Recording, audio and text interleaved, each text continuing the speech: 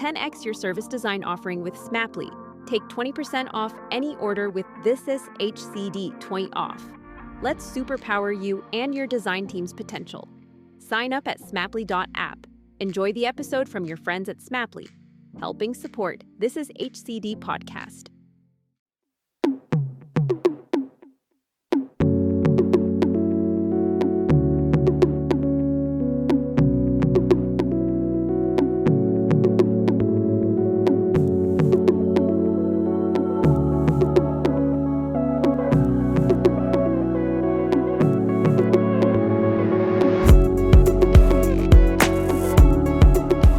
Hello and welcome to another episode of Bringing Design Closer. My name is Gerry Scullion and I'm a service designer and founder of This Is HCD and CEO of thisisdoing.com, where we provide live online design and innovation classes, providing training for service designers, design researchers, product managers, user experience designers, content designers, and much, much more.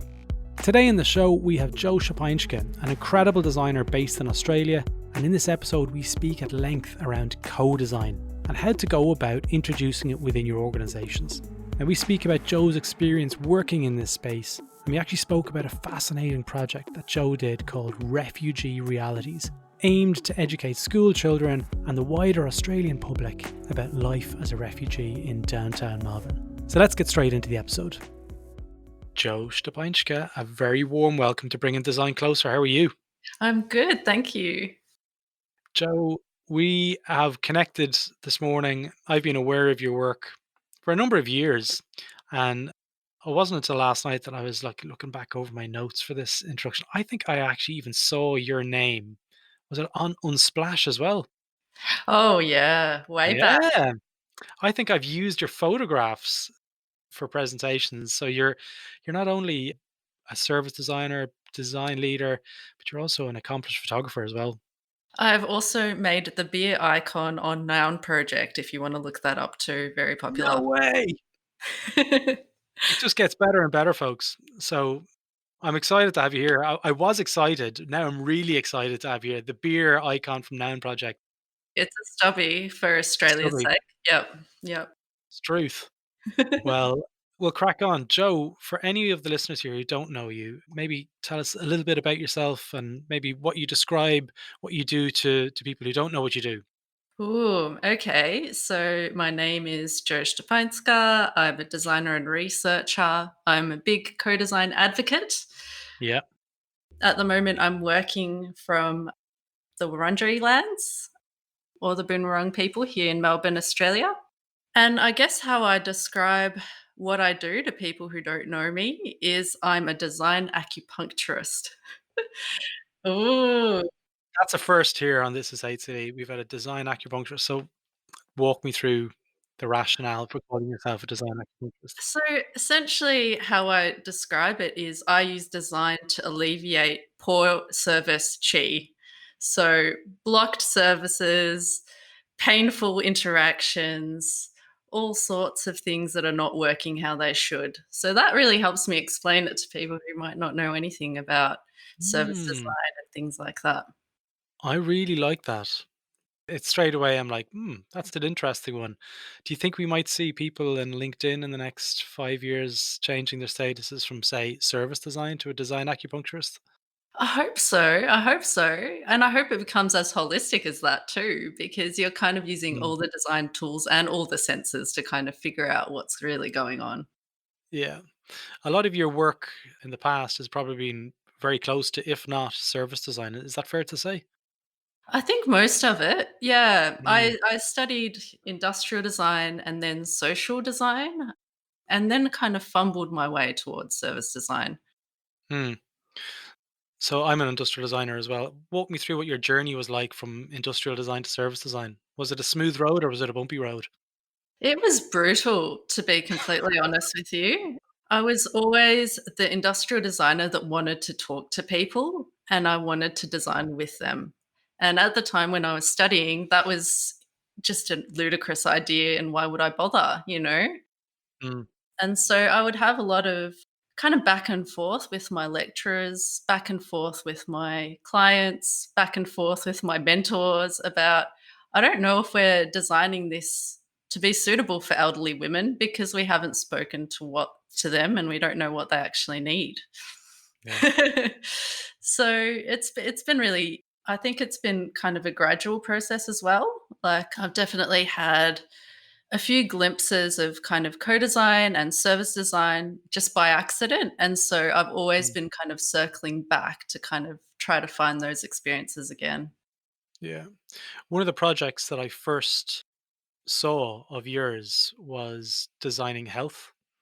I don't know where I saw it, but I remember there was a quote, and I have it in front of me here, like health is a state of complete physical, mental, and social well-being, and not merely the absence of disease or infirmity. Okay. Now that is a really nice, it encapsulates a kind of a broader understanding of what health means in the traditional sense. But are you okay to talk a little bit more around that project? Because I think it would be a really good one to for the listeners to understand a little bit more of its origins and the problems that were faced. You okay to Yeah. talk about that? Yeah. Yeah, definitely. So I guess that was one of my projects while I was in the design academy in Eindhoven, and that was my master's thesis, was looking at health. And I think really what I was looking at was how can we incorporate the other parts of health that aren't necessarily considered, so mental health and social well-being in the healthcare services that we design. Actually, going back to acupuncture, one of the funny things I did was I tried a bunch of alternative medicines and like all sorts of strange potions and different avenues for what healthcare felt like in non-Western ways Mm, when I was kind of researching that. So essentially, what I did in that project was I ended up kind of setting off a series of experiments and then kind of designing a few products and services that kind of met the need of socially engaging people with each other while they were ill and mm, also kind of supporting mental health. So one of the final outcomes was actually a product. It was like a blanket that would be used in the emergency room. And so you could visit your family or friend and you could color in and do activities. And so the whole idea was you had something that you could work on together. You built on it over time. You didn't necessarily have to have that really awkward small talk. You could just really shut up and color in if that's what you wanted to do. mm, And so, yeah, that was kind of quite a nice project where I was working with a group of people who've had chronic illnesses, and they all kind of described how at the beginning of their diagnosis, people would come and visit them when they got ill. But as their condition progressed, like people would stop visiting and there was nothing to do. And they had so many magazines and they'd seen all the TV shows. And so they just really wanted someone to connect with them and to do something together while they were together with their loved ones. yeah. It reminds me. I didn't know about the final outcome in terms of the coloring in aspect, but I remember years ago working with Cara Care in Sydney, and Mary Jo McVeigh is someone who I've worked with through the New South Wales government when I was in Australia. They had this wonderful therapy for children who'd suffered abuse where they'd create a cloak, like a blanket, and there was something that was really warming and a safe haven for them to have this kind of quilt. It sounds something along the same lines that they were creating and they were working together and sharing stories, and Yeah, definitely. something really nice about that whole kind of interaction and creating things in those kind of times. Yeah, it's quite simple, but I think the important part of it was really there's a lot of research that goes into the power of distraction and pain. And so you could actually see reductions Mm. in how much medicine you need to give people and their mental health just because they've got something to do. Mm. Talk to me more around the work that you were doing in Eindhoven. Was that a master's in service design? Oh, gee. So it's one of those things where you sign up for one thing and then you graduate something else. So I just happened to sign up for the Masters of Man and Humanity, which was really looking at social design and environmental design. Ah, okay. And the basis of it was actually anthropology. So it kind of was all the things I was really interested in, all combined. And then halfway through, we had a tumultuous period, and I ended up graduating social design. which was horrifying for my mum because it's very close to socialist design. And if you know my surname, Szczepanska, communism Yeah. didn't work out too well for us. So, so that was an anxious moment when I was kind of graduating because the Design Academy is known to be quite a Mm. hard environment to graduate from. And so until the very last moment, you weren't sure if you actually just spent 2 years trying your best and hadn't graduated. Wow. Okay. So, but that was it a degree or was it a master's? It was a master's. It was a master's. So that probably led you to more some of the other projects that I'm more aware of in your portfolio, such as the Refugee Realities that came after that. Then No, so oh, Refugee Realities was really the trigger. well, I actually did that project. It was one of those moments in your life where you know you're already overloaded, but you can't really let it go. And so, Refugee Realities, I was actually graduating my industrial design degree and I was in my final semester making a lovely vegetable garden, modular vegetable garden, which no one believed in because everyone had backyards back then. So, I was busy trying to graduate that. And I saw an advert from Oxfam and they were looking for like a creative designer or something. And so essentially, it ended up being me and a person working at Oxfam. I think they're now a very successful humanitarian lawyer, Steph Cousins. And we were kind of the starting team of this project, this idea, can we build a refugee camp in the city? Okay. Can we create an exhibition that will help young people and children understand how hard it is being a refugee, what it's like trying to get asylum in the country, and help them be advocates for Yeah. refugees? So that was Yeah. in Melbourne. That was in Melbourne. And I think for me, it was like an interesting project because I'm a fresh faced, I don't know, designer. I haven't even really got my degree printed out yet. And Yeah. here I am creating this exhibition out of hard rubbish. Mm. So that would have been something that would have been quite was that 2014? I'm looking at your Behance portfolio here, which I'll throw a link to in the show notes. But what was that like in Australia at that time, having something that was quite provocative in the middle of the city, which, for anyone who hasn't been to Melbourne, it's one of the most beautiful cities on earth. But to have a refugee camp that's from the photographs looks like it's made out of, as you say, garbage and bits and pieces. What kind of response did you get from the Melbournians? Well, look, I think there's too many layers to this. So Mm, I guess when I applied for that job, one of the things that I was excited about being able to say during the interview was I'm a refugee. And that was really powerful moment for me to be able to recognize who I was and be able to contribute back mm, what I knew.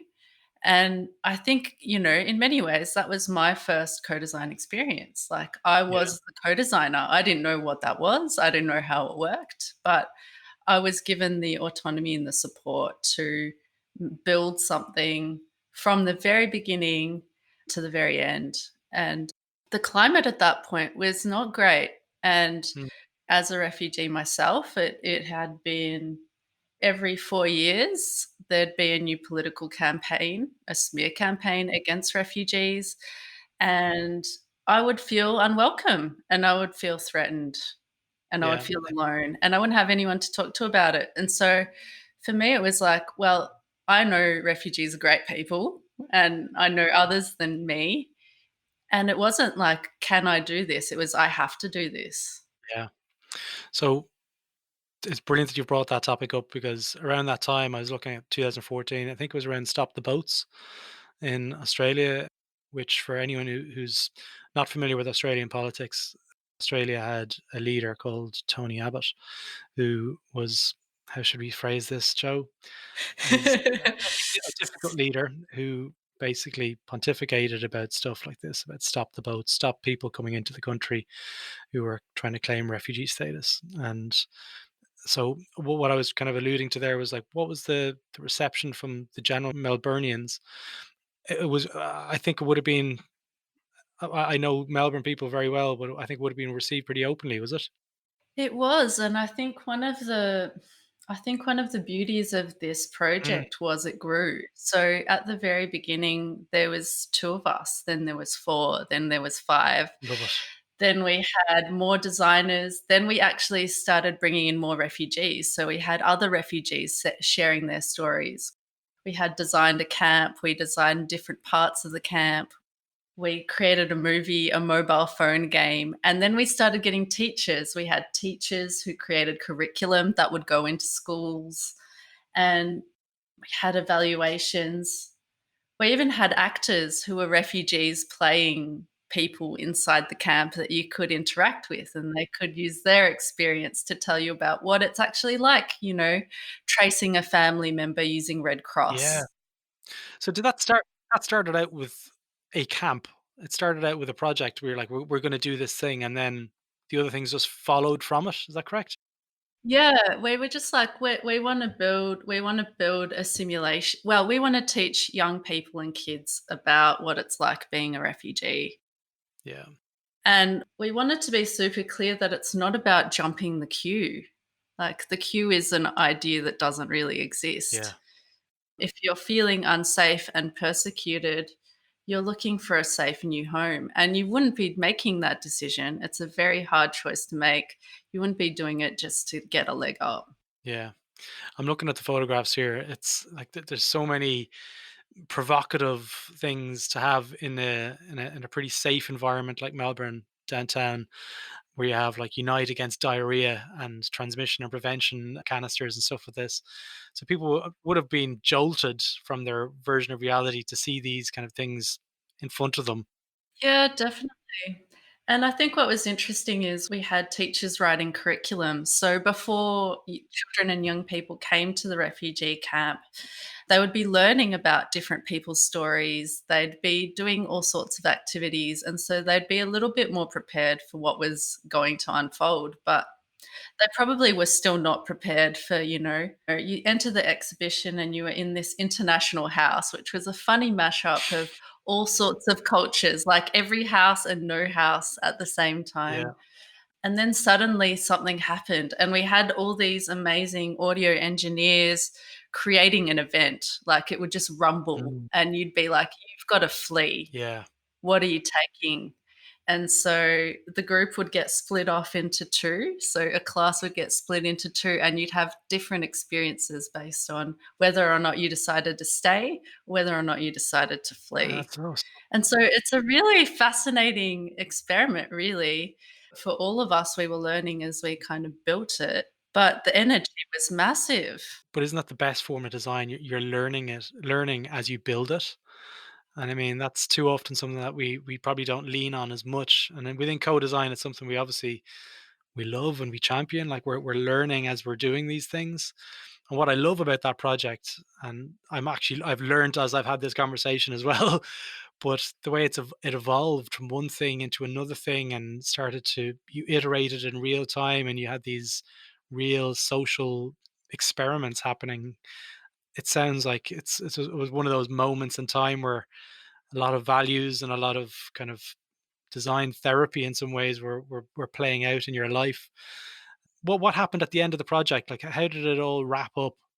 Well, that's the thing. Like, it's kind of like, I don't know. I feel like every project kind of wraps up, especially if it's an Mm, exhibition, in a bit of a low. So for us, it was shoveling out the many, many cubic meters of sand we'd oh, created inside one of the rooms.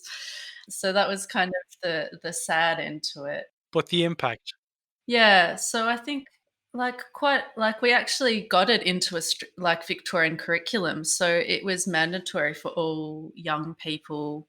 I think it was like grade 6 to year 10 to go and try this simulation or go through the camp. So I think hopefully those are the people who have been at the refugee marches and are helping Yeah. raise the voice of refugees right now. I'm really hopeful. 'Cause it's one of those things that would help reshape the conversations very quickly for the people who are against those kind of things.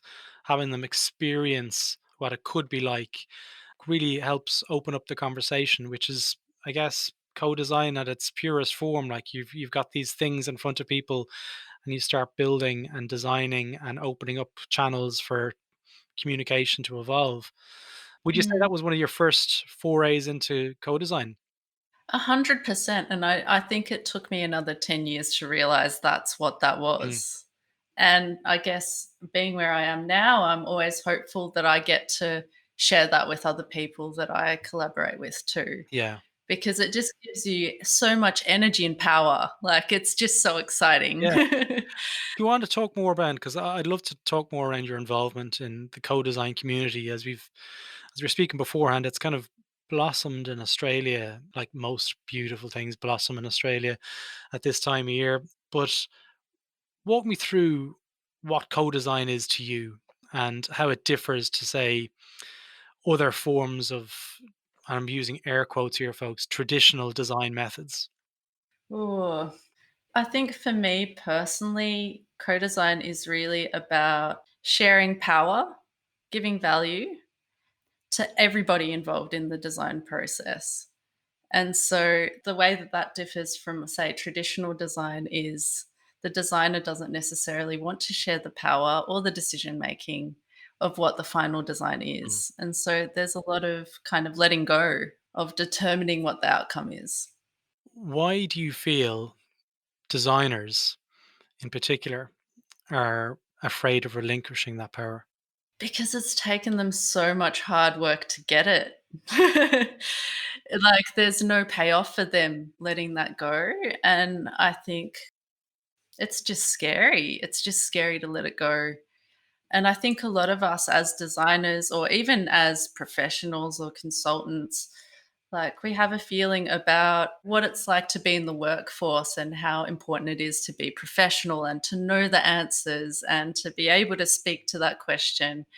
And so co-design is more about kind of creating the space for other people to figure it out as opposed to knowing all the Yeah. answers. So when you're speaking there, I can see there's probably a couple of stories you're reflecting maybe on instances of where that's happened. But for the designers out there that are thinking about what that might look like, what are the steps that they can go through to helping free up some of that power to try this co-design approach? Well, look, I guess often we kind of describe the first step as understanding your own power Mm, or understanding even the system you're kind of working in. So like depending on the project, you might have a think about, are there any things that I bring into this project that might bias it or change the trajectory to go a certain way or mm, another? And I guess even before the project starts, it might be, do I even have the power to develop this project in the way that it should be? mm. Will it have the impact it needs? And if people tell me that it shouldn't happen or it should be done differently, will I have the ability to change my Yeah. trajectory? I spoke with David Dylan Thomas recently, who wrote that brilliant book for Book Apart called Designing for and with Cognitive Bias. And David spoke about the importance of the planning phase and the preparation phase, about identifying those biases and have them on front of people or in front of people, and that self-awareness being brought into the conversation much much earlier, as opposed to like, hey, we're about to do usability testing, what does it look like in that instance? What's your approach to those kind of conversations about identifying the biases and what we need to have in order for this project to be successful? Those kind of conversations. Walk me through how you approach those things, Joe. I think for me, like I kind of work on my own in the little fiefdoms that I'm in because I work in healthcare and I work in public dentistry most days. Yeah. So it's really important for me to understand kind of the environment that I'm in and understand their motivation for this project. And there's some really great stuff that's the equity centered community design from Creative Reaction Labs Okay. and Antoinette Carroll. And so they do a lot of stuff about looking back at the past.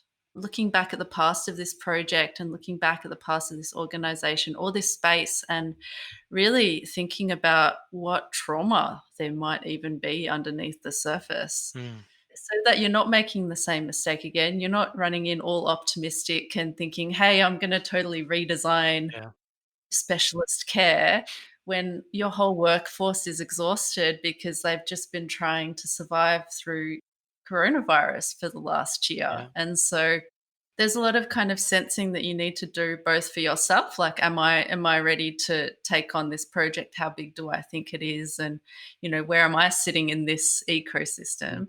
But also about the space in general, like is it a safe space for people to participate in? Are they ready to even do this sort yeah, of work? Because it's not easy.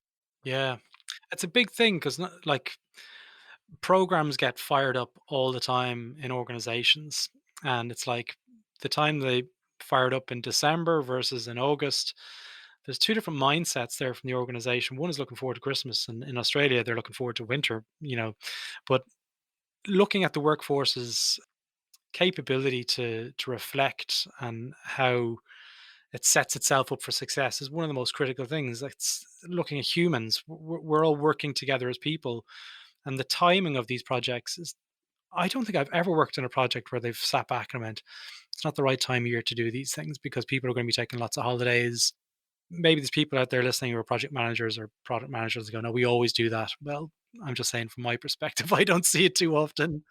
They get fired up and then they're like, "Let's go." We're like a load of machines running at the same Yeah, speed, and it's not yeah, possible. yeah. Yeah, and I guess for me, it's the next kind of step after that is really what communities do I need to have involved in order to have the most diverse perspectives and life experience we can muster. Mm, And so often it is about kind of having those connections to community before you kind of get going mm. so that you feel confident that you already know each other a little bit. You've already got that, they already feel a bit confident about the processes involved and they're ready to collaborate. So, with that in mind, I'm interested in going quite granular on that interaction, okay? Because how you frame those things could be seen as being quite contentious or being quite resistive to the whole kind of enablement of the project. From a design lead or a head of design to sit there in a room full of business people and saying, okay, I want to make sure you got the right people in the team. I want to understand your perspectives on these things. It kind of goes beyond the traditional sense of a business organization that just look at the skills needed. Like Mm. I can do prototyping, I can do workshop facilitation, but what else? It's kind of looking at the whole kind of mental models of your team. Definitely, yeah. You're looking for the mindset more than the skills. And I think in many ways, you're going to have better results with a team that is less experienced but has the right mindset and is eager to learn. And especially in co design, sometimes knowing too much is a real problem. So when that, we're aware that that's a huge thing. We need the right mindset, the right people, the right gaps within in our own bias audit, so to speak. How do you do that? Like, I'm interested because when I go in, sometimes I come in at different stages of projects. And for me to sit back and kind of go, you don't have the right team. And they go, we do. We've got like design researchers, we've got service designers, we've got UX people.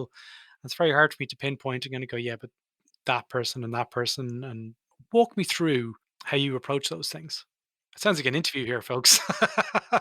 Yeah, I'm being real grilled. I guess for me, what I tend to do is I have some really kind of in-depth conversations with the team members one on one. Okay. And I go, look, this is the project. These are kind of roughly our goals. How are you feeling? Mm, Like, are you feeling confident? Is this something you're interested in? What would you like to get out of it? yeah.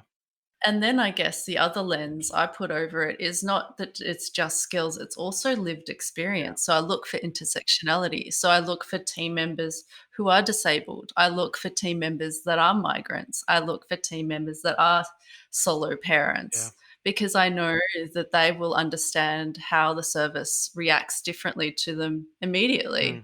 And they'll have better connection to the community members, because the lines are a bit more blurred between professional and Yeah. community, because they're both already, they're kind of double Yeah. agents.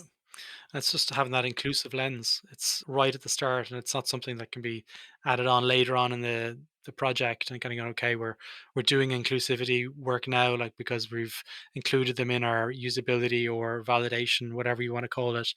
It's right up front. It's right at the start to make sure that they're included and people can be visible within the team.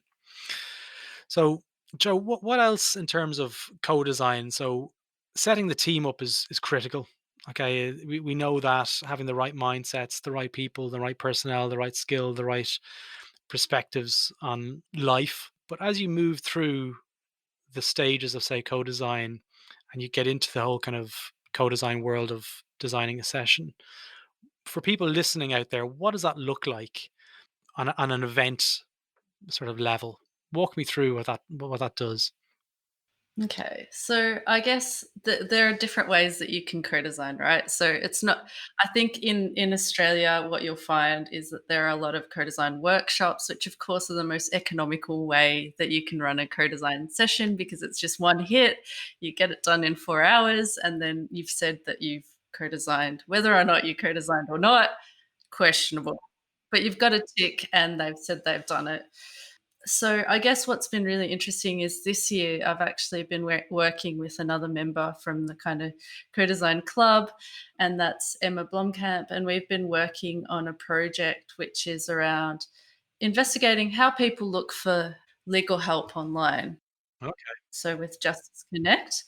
And so we actually embedded a lot of kind of co-design tools in the research process. So that's not necessarily full-blown co-design, but we're still using the same practice in how people look for help and doing that research. And so you've got certain things that you do. So ahead of this, well, the first thing you want to do is make the most inclusive, delightful human invitation you possibly can. So you're not inviting people to a scary research session in a dental hospital, because research session in a dental hospital tends to lend itself to some sort of experimental science that nobody wants to sign up for. And so you have to, create an invitation which shows what it's happening, has probably your face on it, explains it in plain and easy English.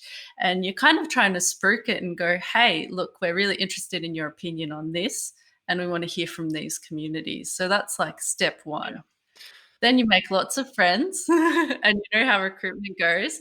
Lots of friends make lots of friends, and so you kind of shop it around and you go, is there anything I could do to adjust this invitation to get more diverse folks to come? Yeah. How does it feel? Is there anything I've screwed up here in how I've worded it? Is there something here that maybe I've written he or she where I'm actually don't care about gender? Maybe I can remove that whole Yeah. section out altogether, and I haven't found it when I did my review. And then I guess you kind of go through a little bit of a screener. And I think what we found during the bit of work that we've been doing recently is like, because we've been working remotely, we can be much more flexible with time.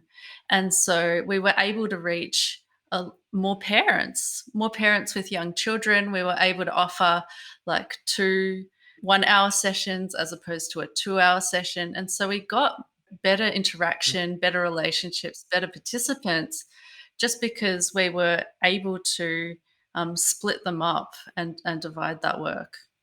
Yeah. It's one of the side benefits, one of the only benefits maybe of the whole kind of COVID thing is you have to work online, you're able to approach people and you're able to split our work up a little bit better.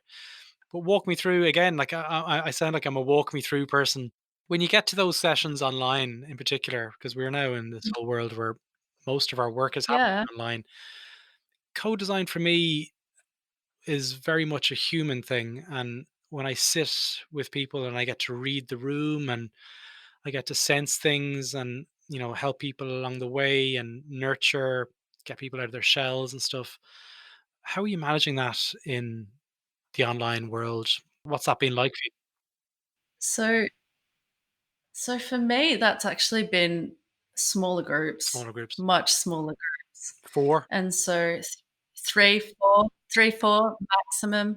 One-on-one, still brilliant. And I think for me, it's been about how do I we're all have we were like when we were running this research, we were all in lockdown. And so it was really about how do I value this one person the most that I can?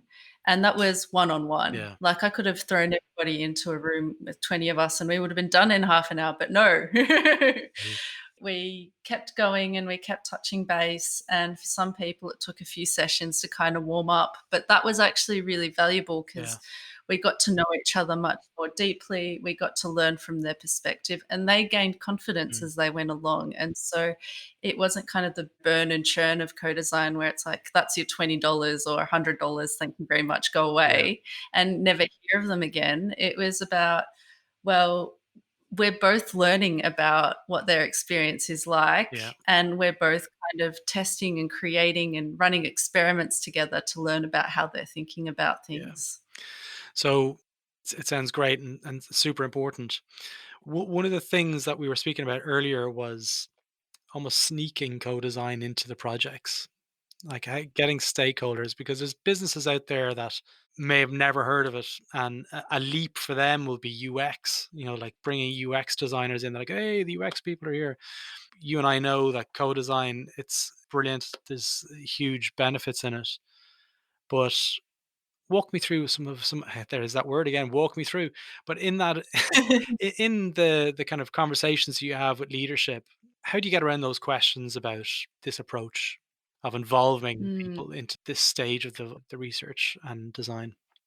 I think so. At the moment, I'm actually quite lucky. I have co-design in my title. And Sweet. so we all know that's what I'm here to do. I Mm, think the challenge is the organization might not be ready for it yet. And that was kind of going back to that safety. Like, if the staff aren't ready and the community isn't ready, then we're not ready. And so it's about kind of building their capability, helping show them that they are creative before I kind of mm, invite them in to collaborate.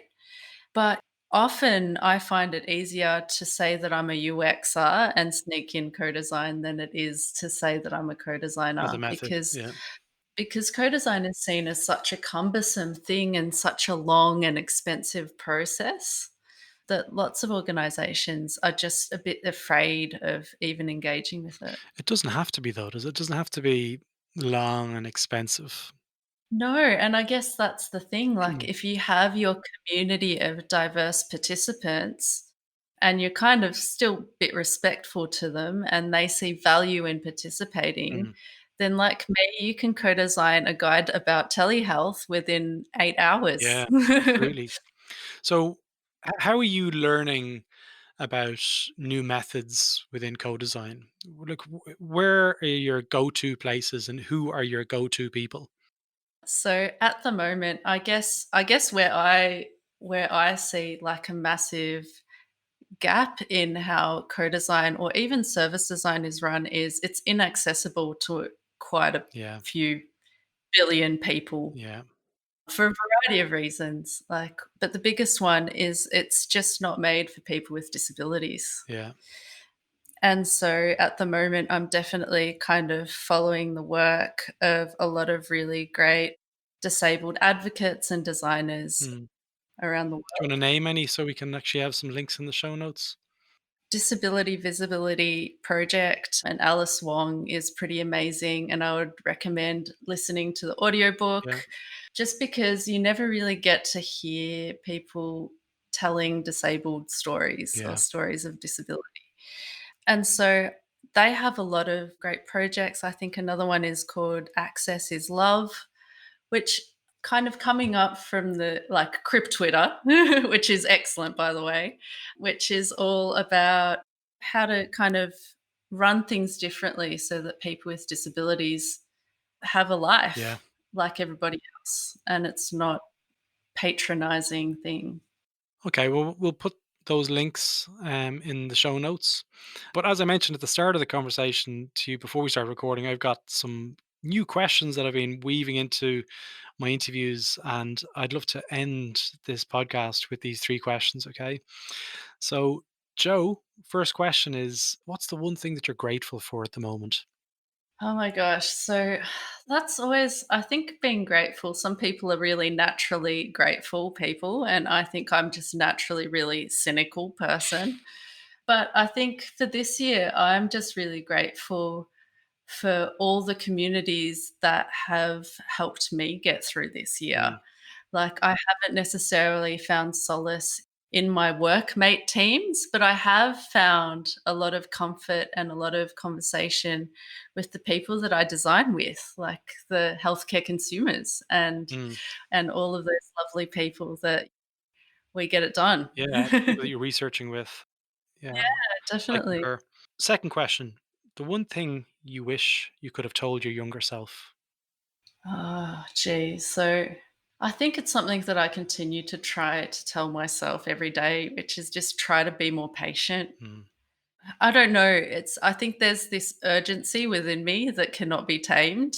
And I feel like it was even worse when I was younger. So maybe there's a chance for me yet. yeah, I can relate to that one as well, especially in these times where working longer hours and everything. So, and last one, what's the one thing you're going to try and do more of in 2021? Okay. 2021. It's so hard. I feel like my ability to plan anything ahead of a week is totally out the window at the moment. One thing I would want to do more of, I think for me, it would be investing in others. That's nice. In what form? I think I just want to make more space to encourage other people. Yeah, yeah, Yeah, that's a really nice one. That's a really nice way to end this conversation as well. So I just want to say a big thank you to giving me the time and sharing your stories. I know all the listeners will love listening to your stories, and also they'll enjoy looking at the portfolio as well because it's inspiring work, and it's great for emerging designers to see the kind of variety of work you can be involved in. So, Joe, thank you so much for your time. my pleasure. Thank you for having me. No worries. Great to chat with you. I'll throw links to all your work in the show notes as well. Yeah, excellent. Cheers, Joe. So there you have it. That's all for this episode of Bringing Design Closer. If you like this episode, feel free to visit thisishcd.com, where you can access our back catalogue of over 100 episodes, with episodes related to service design, product management, design research, and much, much more. Now, if you're interested in design and innovation training, feel free to check out our business, thisisdoing.com, where you can join online classrooms and learn from the world's best design and innovation leaders. Join the This Is HCD newsletter where you'll receive updates from the network, and also if you're interested, apply to join the Slack community on thisishcd.com. Stay safe, and until next time, take care.